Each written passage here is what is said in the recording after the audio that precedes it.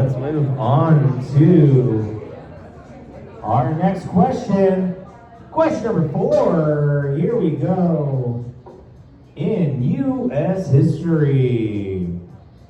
In 1921, Edith Wharton became the first woman to receive what notable award in its 4th year of existence?